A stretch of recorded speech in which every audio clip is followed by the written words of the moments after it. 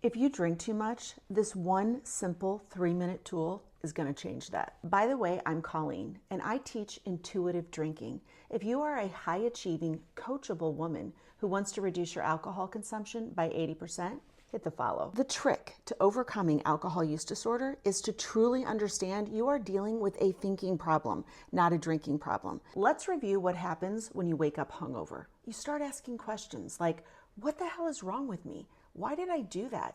Did everybody notice how fucked up I was? Then you start making plans. This has to stop. That cannot happen again. But none of those thoughts actually solve the problem. You are just compounding your shame and guilt and fear and anxiety.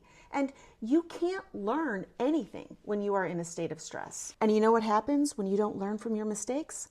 Yeah, you keep repeating them over and over. This started to happen to me over the holidays. There were so many events where everybody was drinking. I literally invented the tool I'm about to share with you when I was hungover. Like, okay, hangover whisperer, how are you gonna Houdini your way out of this one? So instead of beating myself up, I got real quiet and started looking for something positive. My first thought before my first sip was that I don't even feel like having a drink. I'm tired. But my autoresponder brain bot was like, hey, you didn't drink last weekend. It's Friday night. You deserve this. And the second thought was when I had my first sip, I thought, this tastes like alcohol. I don't even want this. And the autoresponder brain bot said, it just needs to breathe. It'll be fine. Give it a few minutes. And so I did. And then 2 glasses of wine later, I thought, that was nice. I think I'm done, ready for bed. But then when I noticed there was like this much left in the bottle, my autoresponder brain bot said, that's not enough to save. And this is expensive wine. I'm gonna drink that. And I'm glad I did, because now I have a tool to teach you how to learn from your hangovers. Those 3 fleeting urges are wins. They are proof that I am capable of doing something different.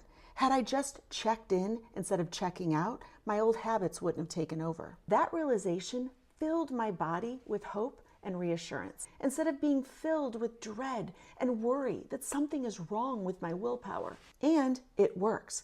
There have been at least 5 times that I have noticed there's about 1 inch left of an expensive bottle of wine, and I just laugh.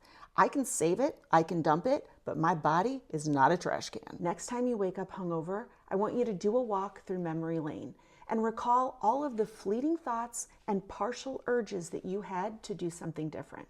Then make a list of all of the auto responses from your brain bot that rerouted you back into your old habits. When you start labeling your habit thoughts as simple auto responses from your subconscious programming, instead of your big T truth, it will be